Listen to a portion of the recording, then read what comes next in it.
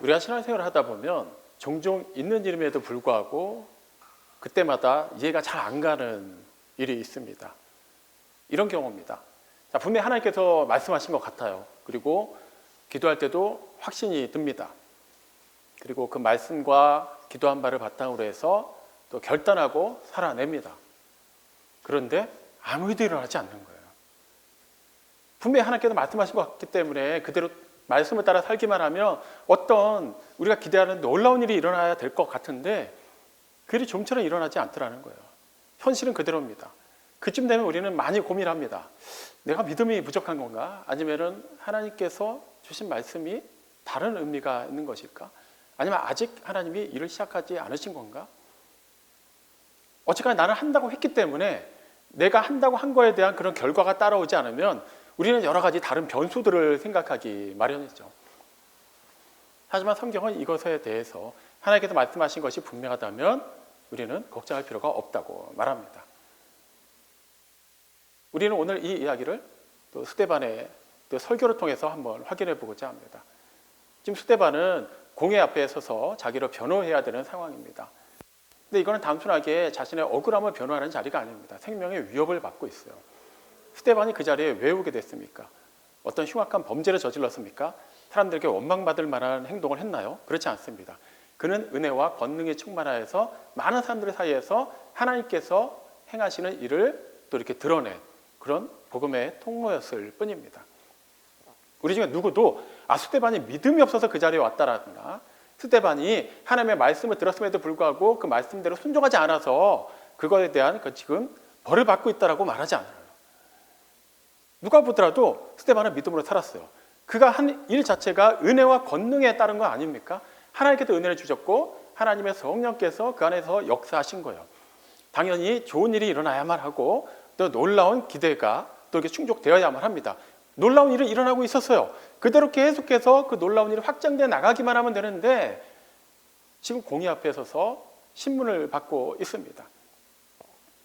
이제 그러면은 믿음으로 살다가 억울하게 지금 그 자리까지 끌려왔으니까 어떤 일이 일어나야만 할까요? 믿음의 사람이 이대로 호락호락하게 당하지 않는다는 것을 증명해야만 합니다. 그가 어떻게 민간인들 사이에서 사람들 사이에서 놀라운 일을 행한 사람이죠. 하나님께서 주신 지혜를 바탕으로 해서 또 이렇게 권능 있는 말씀을 선포한 사람입니다. 그 자리에서 그런 말을 하지 못할 이유가 없습니다. 잘 됐습니다. 지금 아직도 예수님을 구세주로 영접하지 않은 사람들, 예수님의 십자가 사건에 대해서 아직도 그냥 형벌로만 인지하는 사람들, 예수님의 부활 사건에 대해서 여전히 부정하는 사람들, 그들 앞에 예수님은 지금도 과연 살아계시고 그들을 위해서도 구원자가 되신다는 것을 선포할 좋은 기회가 되었습니다. 거기 있는 사람들이 다 회심하고 그들이 다 변화되면 그것만큼 좋은 결과가 없을 것입니다. 그런데 우리는 이 일의 결과가 어떤지를 잘 알고 있습니다. 스데반이 그 현장에 설 때만 해도 그 결과를 100% 내다 보았는지 안 보았는지는 우리는 알 수 없습니다. 하지만 분명한 한 가지는 스데반에게는 그 상황에서 자신에게 어떠한 불이익이 오느냐가 크게 중요하지 않았다는 거예요. 그것은 그가 처음에 자기의 변호를 시작하는 것 같았음에도 불구하고 선포하는 그 말씀, 곧 아브라함에 관한 말씀으로 시작하는 그 일련의 내용을 통해서 확인할 수 있습니다.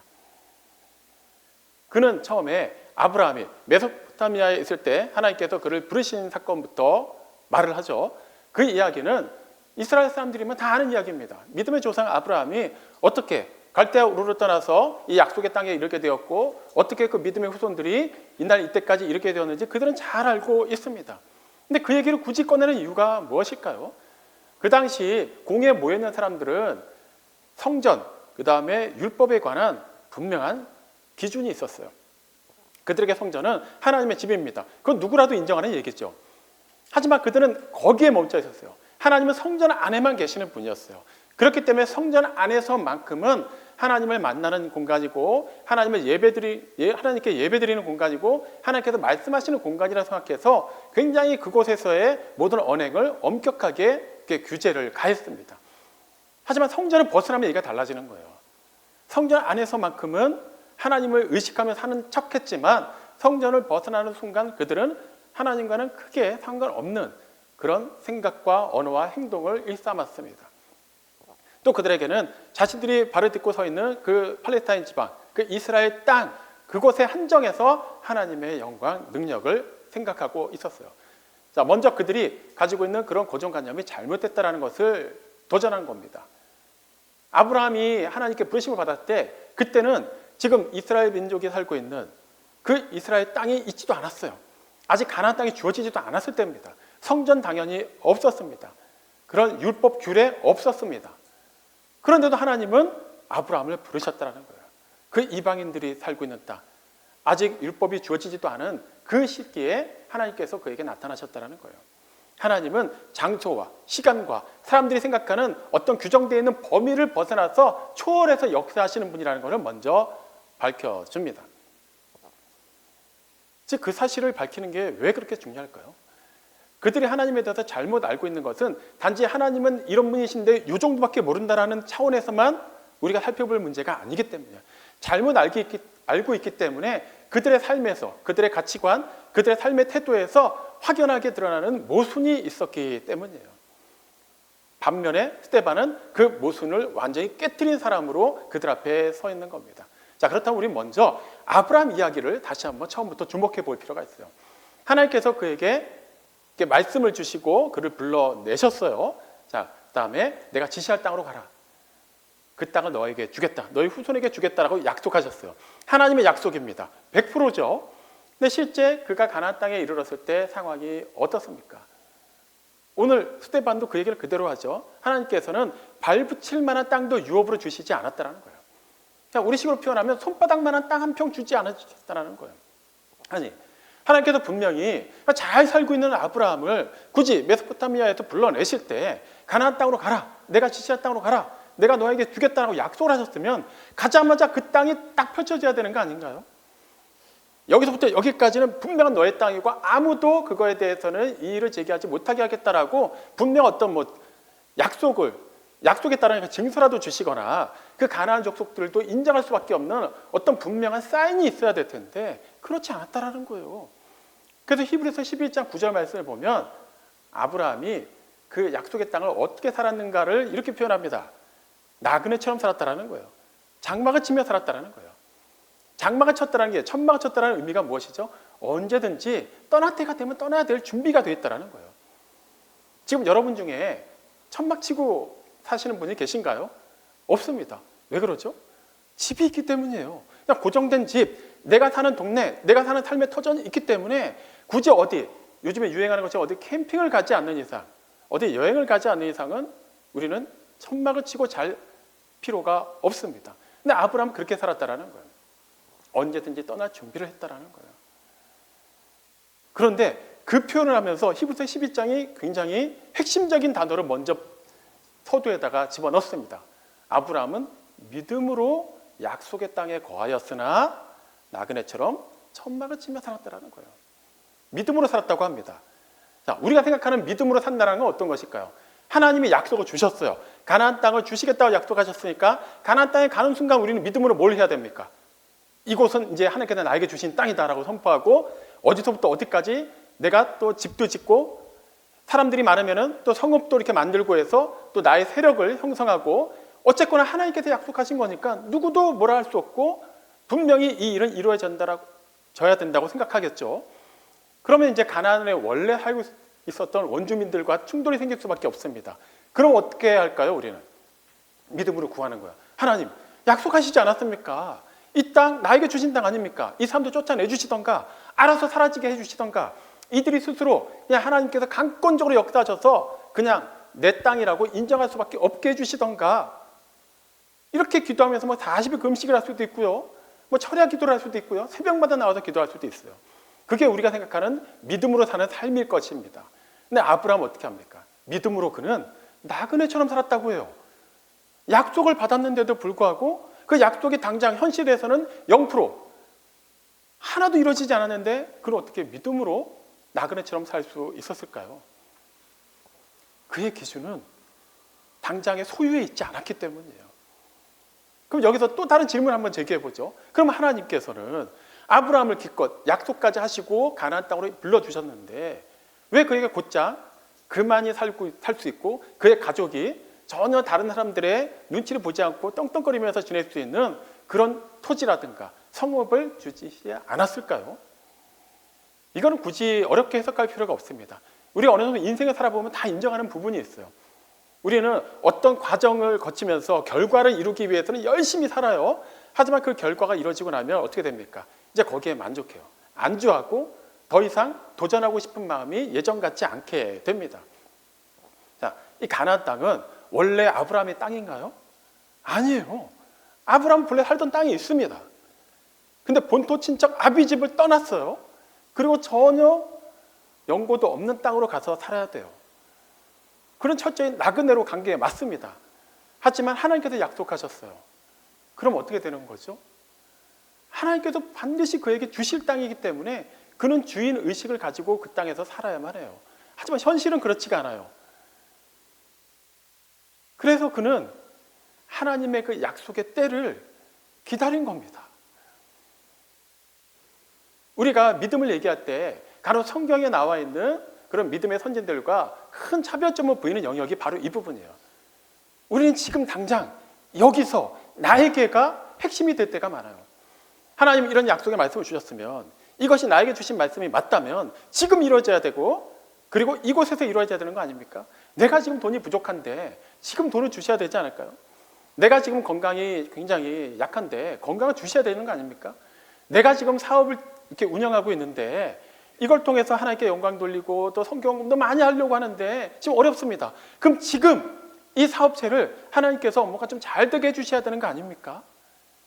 우리 이걸 믿음의 고백이라고 믿음으로 드리는 기도라고 흔히들 생각을 하죠. 이제 아브라함이 말하는 성경이 제시하는 믿음은 그게 아니에요. 하나님이 약속하셨기 때문에 하나님의 때에 반드시 이루어진다라는 거예요. 그러니까 그 약속하신 거에 대해서는 의심하지 않고 그냥 기다리고 나아갈 줄 알아야 된다는 거예요. 그리고 그 약속이 이루어질 것을 믿기 때문에 어떻게 하라는 겁니까? 믿음으로 주어진 삶을 살아가는 거예요. 지금 스데반을 세워놓은 공회원들은 그 측면에서 보면 철저하게 실패한 삶을 살고 있는 사람들이에요. 그들은 분명히 하나님을 믿는 사람들이었어요. 하나님께서 주신 율법을 열심히 연구하고 외우고 적용하고 그래서 삶으로 실천하는 사람들이었습니다. 그런데 실제 그들에게 있는 그 믿음이 하나님을 기쁘시게 하는 그런 믿음이었습니까? 전혀 그렇지가 않죠. 말씀이 육신이 되어 이 땅에 오셨어요. 그리고 하나님의 아들이 그 말씀이 무엇인지를 직접 가르쳐 주시고 살아내시고 보여주시고 또 이렇게 드러내셨습니다. 그 역사적인 시간을 함께 살아가면서 그들이 어떻게 했습니까? 예수님을 따라다니면서 한 일이라고는 어떻게든 자신들의 기준에 맞지 않는 부분을 깎아내리고 어떻게든 논란거리를 만들고 예수님의 사역에 방해를 하고 그 다음에 그런 제목들을 하나하나 차곡차곡 쌓아서 어떻게든 예수님을 제거할 생각만 했어요.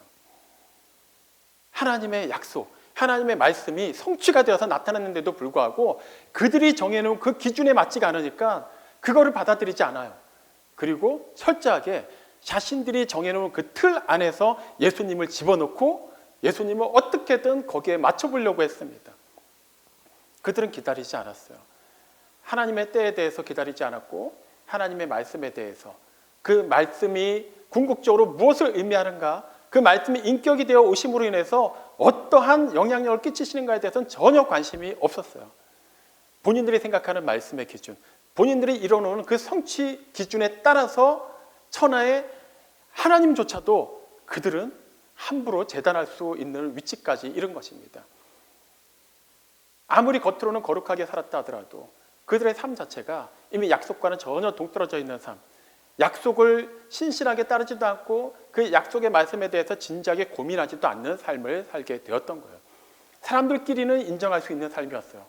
다른 사람들한테는 존경을 받는 사람이었고 자신들끼리는 자부심을 갖는 삶이었지만 그냥 본인들의 의로 끝날 뿐 실제 그들에게 약속하시고 말씀하신 하나님께는 전혀 인정받지 못하는 삶을 살고 있었던 겁니다. 하나님께서 분명히 약속을 성취해 주셨음에도 불구하고 그냥 그 약속이 자신들이 기대했던 것과 다르다는 이유만으로 그들은 매몰차게 하나님을 외면해버리고 말았죠. 하나님의 약속이 그렇게 우리의 기준대로 이루어지는 것이라면 애초에 하나님께서 우리에게 약속하실 이유가 없습니다. 그냥 우리가 말하는 거 다 들어주시고 알아서 그냥 어느 정도 이렇게 객관성 유지하시면서 그 필요한 거 다 주시면 되겠죠. 하지만 여기서 말하는 약속은 주체가 누구입니까? 하나님이시라는 거예요. 아브라함이 그냥 혼자서 막 연구를 하다가 여호와 하나님을 발견했고, 그런 여호와 하나님이라면 이렇게 하셔야 될 것 같고, 그럼 나는 이렇게 그분과 협상을 하면은 또 저기 어디 가나안 땅이라고 있는데 거기에 큰 땅을 줄 것 같고, 이렇게 생각해서 일이 척척 진행되었나요? 그렇지 않아요.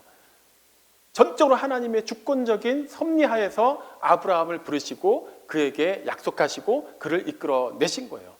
그렇다면 이 약속하신 하나님, 전능하신 하나님, 이 신실하신 하나님께서 하신 그 약속이 반드시 이루어진다는 것을 믿어야 되지 않을까요? 그렇기 때문에 우리는 그 믿음으로 산다는 것은 하나님께서 말씀하신 그대로 반드시 이루어진다는 것을 신뢰하고 살아가는 걸 말하는 것이죠. 스데반은 지금 그걸 얘기하고 있습니다. 그리고 자신이 그곳에 서 있기까지의 그 1년의 과정도 그러한 삶이었다는 것을 일종의 간증하고 있는 것이죠. 누가 보더라도 스데반이 그렇게 많은 사람들 사이에서 그 놀라운 일을 행하게 되면 사람들은 알 수밖에 없습니다. 저 사람은 대단한 사람이구나. 그 또 다른 한편에서 어떻게 볼까요? 저 사람은 없애야 되는 사람이구나. 이렇게 되는 거예요. 우리 편이라고 생각하면 얘기가 달라집니다만 우리 편이 아니라고 생각하면 어떻게든 정적이 되기 때문에 제거 대상이 되는 것이죠. 스데반도 알고 있었어요. 그럼 적당히 종교 지도자들의 심기를 건드리지 않는 선에서, 하지만 또 사람들을 돕는 일을 얼마든지 할 수 있지 않았을까요? 그렇게 해서 사역의 지경이 더 넓어지고 그 기간이 더 길어지는 게 우리가 볼 때 더 그게 현명하고 지혜롭고 믿음의 사역이 되지 않을까요? 하지만 스데반은 그렇지 않았어요. 일부러 그들과 충돌한 게 아닙니다. 그는 하나님께서 주신 그 말씀이 있고 하나님의 약속하신 성령께서 그 안에서 역사하시면서 인격적으로 이끌어 가시는 바가 있기 때문에 전혀 인간적으로 계산하지 않고 그대로 따랐을 뿐이에요. 하나님께서 지금 함께 하시고 하나님께서 일을 시작하셨으니 하나님께서 이루어 주신다라는 거예요. 그 과정에서 1년의 사람들로부터 눈초리를 받았음에도 불구하고 그는 그것 때문에 그 닫힌 환경에 갇히지 않았어요. 열려있는 하늘을 바라보면서 주어진 길을 갔던 것입니다. 우리는 어떻습니까? 우리도 믿음으로 나그네와 같은 이 인생길을 산다고 하면서 과연 하나님께서 이 인생길을 인도하신다는 것을 분명히 믿고 살아가고 있습니까? 내 계획대로 되지 않는다고 해서, 내가 정한 때에 내가 바라던 그 일이 이루어지지 않는다고 해서 이것은 뭔가 틀린 것 같고, 이건 하나님이 지금 일하시지 않는 것 같고, 아니면 내가 지금보다 더한 믿음으로 뭔가를 증명해야만 될 것 같다라는 그런 압박이 오고 있나요? 이제 그런 생각을 내려놓으셔도 됩니다. 약속하신 분이 말만 하시는 분이 아니라 반드시 이루실 것을 믿기 때문입니다.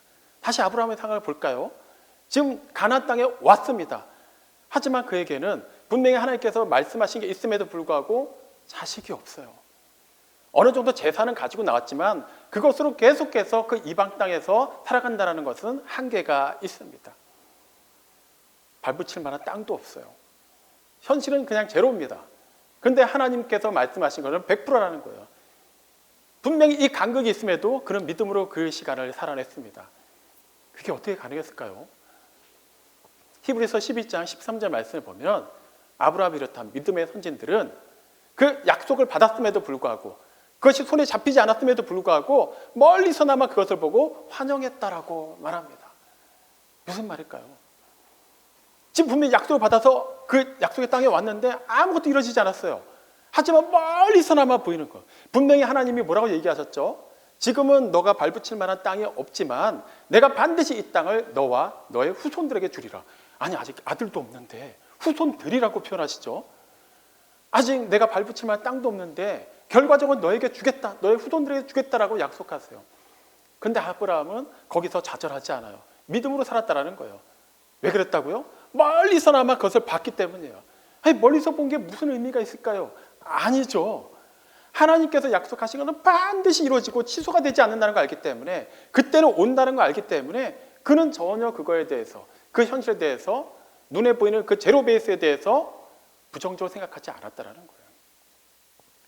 그래서 그가 꾸준히 행한 일이 있습니다. 물론 여러 가지가 있겠습니다만 그는 가는 곳마다 제단을 쌓았어요. 가나안 땅에서 처음으로 약속을 주신 세겜 땅에서 또 예배 처소가 됐던 베델에서, 그다음에 삶의 첫 터전이 되었던 헤브론에서, 그다음에 아들 이삭을 바치려 했던 모리아산에서 그는 가는 곳마다 제단을 쌓고 하나님께 예배 드렸습니다. 무슨 의미일까요? 그냥 그는 원래 믿음이 좋은 사람이니까 가는 곳마다 그렇게 예배 드리고 또 기념비적인 뭔가를 세워놨나 보다, 그런 의미가 아니에요. 자신에게는 아직 땅이 없어요. 가나안 땅을 여기저기 다니고는 있지만 여전히 나그네의 삶을 살고 있습니다. 하지만 그 땅의 주인이 하나님이심을 그는 인정한 거예요.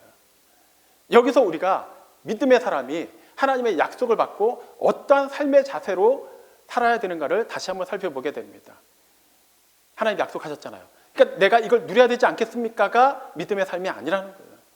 하나님이 약속하셨고 하나님이 이 모든 것을 주관하시고 이 모든 것의 주인이 되시기 때문에 하나님께서 말씀하신 그 일이 반드시 이루어집니다라는 거예요. 우리가 예수님이 우리에게 너는 세상의 소금과 빛이다라고 말씀하신 거 수도 없이 들어왔잖아요. 근데 그 말씀 우리가 그렇게 잘 알고 있으면서도 한 번씩은 우리 스스로가 의심이 될 때가 있어요. 이거 내가 소금이 맞나? 내가 빛이 맞나? 내가 하는 행동을 보면, 내가 사회에서의 그 영향력을 보면 실제 아무도 모르는 나의 속마음을 내 스스로가 살펴보면 나는 너무나도 부족하고 하나님께서 맡겨주신 그런 일을 감당하기에는 너무나도 초라한 모습이라고 생각하기 때문이에요.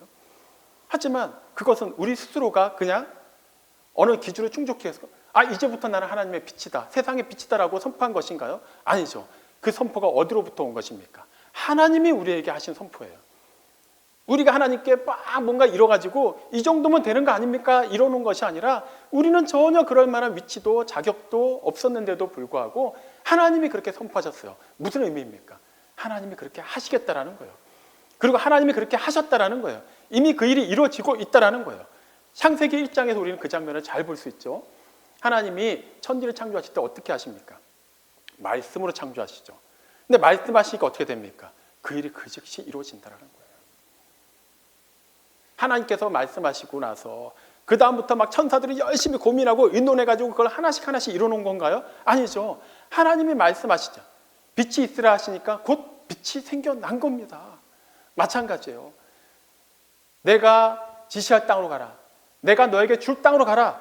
이미 그것은 네가 그 땅에 갈 때쯤이면 그때까지 내가 어떻게든 마련해 볼 게가 아니에요. 이미 시작된 거예요. 이미 이루어진 겁니다. 이미 하나님께서 계획하신 그 영원 전부터 확정해 놓으신 일이 작동하고 있는 거예요. 그러니까 더 정확하게 얘기하면 그 일은 말씀하신 그 순간부터 없던 게 갑자기 쫙 생겨난 것이 아니라 이미 말씀하시기 전부터 하나님이 영원 전부터 계획하신 것을 우리에게 말씀하시고 또 그 과정이 이루어지는 것이기 때문에 이미 영원 전부터 이루어지고 있었던 일이라는 거예요. 우리는 어떤 일이 시작됐다라고 하면 보통 가시적으로 뭔가 보이고 손에 잡히면 시작이 됐다고 하죠. 그러니까 일단 첫 삽을 한번 떠야 돼요. 그래야 건축이 시작되는 거예요. 여기서부터 시작됐다라고 얘기해요. 하지만 하나님의 기준은 그게 아니라는 거예요. 세상 나라의 기준은 어떻게든 밥 한 숟갈이라도 떠야 밥을 먹는다라고 시작됐다라고 표현하지만 하나님의 기준은 그게 아니라는 거예요. 와서 먹어라 하면 이미 시작된 거예요. 이미 그 전부터 그 일은 시작되었고 있었고 우리가 눈에 볼 때 시작됐다라고 하는 그거는 그때부터 시작된 게 아니라 이미 그 전부터 시작되었던 일이 우리 눈에 가시적으로 보인 것뿐이에요. 이미 하나님께서 우리에게 말씀하신 일은 영원 전부터 차곡차곡 차질 없이 진행되어 오고 있었다라는 거예요. 그 시점에 우리가 오늘이라는 이 장소에 서 있는 것입니다. 우리가 계획해서 우리가 예배 시작했다, 예배 드린다라고 해서 지금 이곳에서 예배 드리는 것이 아니라 이미 하나님께서 영원 전부터 우리 한 사람 한 사람을 예정하시고 때가 돼서 이 세상에 각자의 또 정해진 시간에 보내주시고 또 각자의 삶을 살다가 또 하나님께서 정하신 때 또 이렇게 모이게 하시고 알게 하시고 또 예배 처소를 마련해 주시고 이곳에서 하나님을 예배할 수 있도록 인도해 주셨다는 거예요. 사랑이 많은 하나님께서는 단지 우리에게 나는 사랑이기 때문에 너희는 그냥 나의 사랑을 많이 받고 내가 어떻게든 사랑으로 너에게 필요한 거 다 채워줄 테니까 그것만 잘 믿고 필요할 때마다 다 나한테 요구하고 살아라 이렇게 말씀하시는 분이 아니에요. 그분이 우리를 사랑하시기 때문에 우리에게 필요한 건 이미 다 예배해 두셨고요. 다만 그 순차적으로 하나님께서 우리에게 공급해 주시는 그것을 이 현상만을 바라보는 것이 아니라 그것을 이루실 하나님만을 온전히 신뢰하며 살아가기를 하나님은 원하신다는 거예요. 아브라함이 왜 처음부터 땅을 주시지 않았겠습니까? 그가 만약에 처음부터 땅이 주어졌다면 천하의 아브라함이라고 해도 똑같았을 거예요. 거기에 안주하고 살았을 겁니다. 그걸 유지하고 그것을 움켜쥐고 사느라고 하나님을 기존처럼 더욱더 간절하게 찾지 않았을 거예요. 하나님이 누구보다 우리 잘 알고 계시지 않습니까? 그게 소유가 아니라 신뢰가 더 중요하다는 것을 그는 그 광야에서 배워나갔던 거예요. 그가 달리 믿음의 조상이 된 게 아니라 그 또한 그런 믿음의 훈련이 있었기 때문에 믿음의 조상이라 불리게 된 것입니다. 우리도 마찬가지요. 하나님, 내가 그렇게 열심히 기도하지 않았습니까? 그렇게 말씀 많이 보았고 그 모든 것을 근거해서 어떻게든 하나님 뜻대로 살려고 노력하지 않았습니까? 근데 아직도 왜 내 현실은 여전히 이 모양이고, 아직도 왜 우리 집에는 이런 문제가 있고, 왜 아직도 이 사회는 이렇게 어려운 부분이 많이 있는 것입니까? 라고 얘기할 수는 있어요. 하지만 하나님이 분명히 우리에게 말씀하시는 것은 이미 하나님께서 계획하신 대로 차곡차곡 다 진행되고 있다라는 거예요. 그러므로 우리는 이 당장 눈에 보이는 현실에만 규정돼서는 안 된다는 거예요. 하나님의 약속, 언젠가 이루어지겠지? 아니요. 이미 시작된 현실이라는 겁니다. 믿음으로 산다는 게 바로 그런 겁니다. 장차 이루어질 일이지만 반드시 이루어질 것이기 때문에 그것을 끌어와서 지금 살아내는 거예요. 예전에, 요즘에도 이렇게 밖에서 누군가를 만난다고 하면 보통 이렇게 만남의 장소들 있지 않습니까? 예전 같았으면은 핸드폰이 없던 시절이니까 보통 어떻게 많이 했냐면 어느 동네에 가장 유명한 그 장소 앞에서 만나는 게 보편적인 방식이었어요. 제 기준으로 하면 종로 쪽에서 만나게 되면 종강역 종로서적 앞에서 많이 만났어요.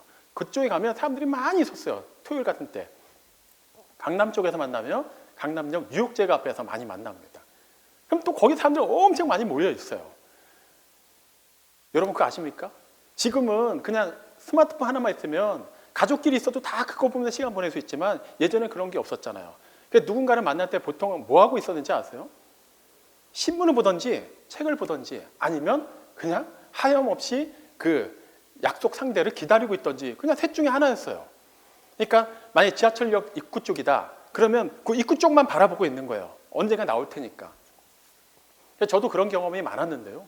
근데 저는 좀 약간 성격이 좀 특이한 게 있어서 그냥 막연히 친구를 기다리기보다 기다리는 사람들 표정을 관찰하는 걸 즐겨했습니다. 뭐 다른 이유가 있었던 건 아니에요. 확실히 뭔가 보이는 그런 공통적인 모습들인데 그게 너무 재밌는 거예요. 뭐냐 하면 기다리고 있는데 책을 보든 아니면 하염없이 그 출입구 쪽을 바라보고 있던 사람들 표정이 딱 봤을 때 뭔가 기대치가 있고 표정이 밝은 사람들이면 거의 예외 없이 연인을 기다리는 사람이었어요.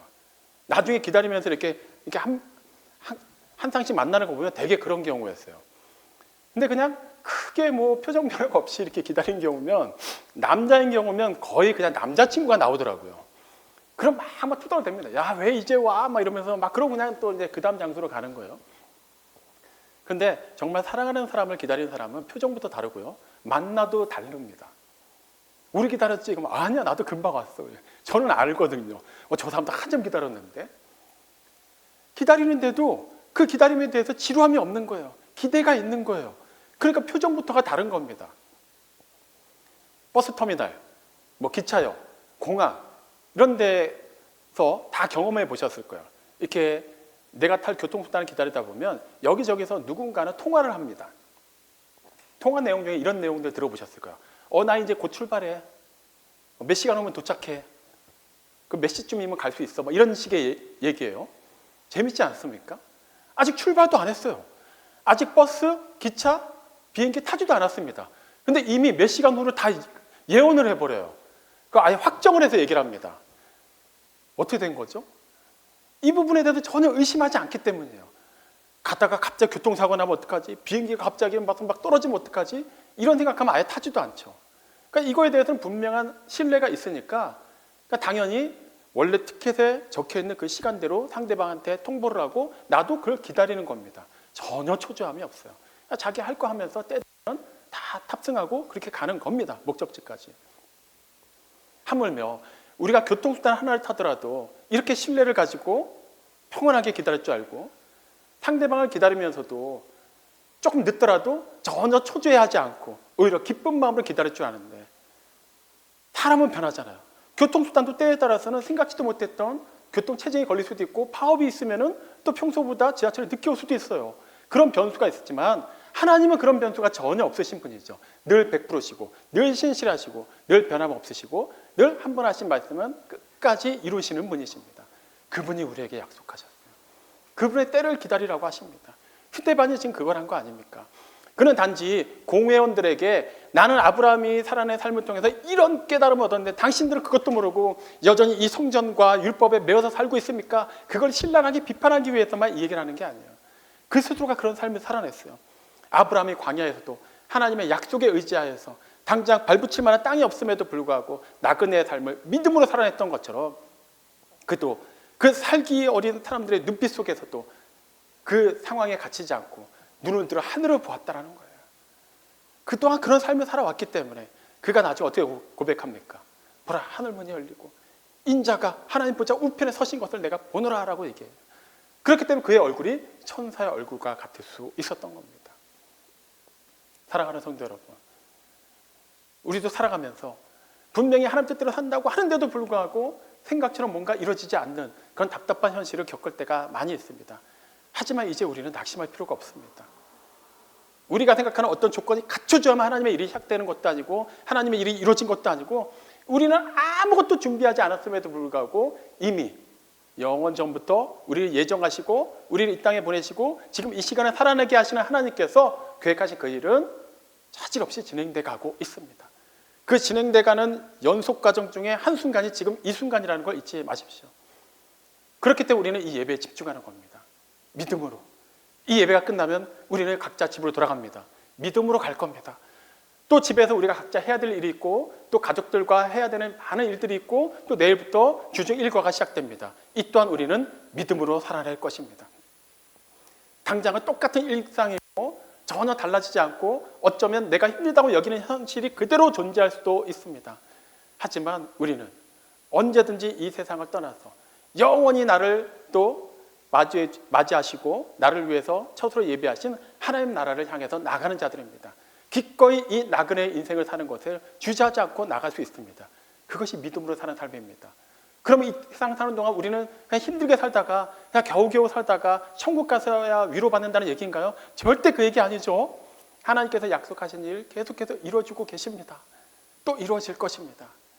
그러므로 오늘 하나님께서 우리에게 어떤 일을 이루시는가에 대해서 그 일 자체에 매몰되거나 너무 그거에 기대치를 두지 마시고 그저 신실하신 하나님만 바라보고 가십시오. 아브라함이 그랬던 것처럼 당장 현실은 제로임에도 불구하고 그가 묵묵히 제단을 쌓고 하나님을 예배한 예배자의 삶을 살았듯이 여러분 이 예배드리는 순간뿐만 아니라 삶의 현장에서도 예배자의 자세를 잊지 마시기 바랍니다.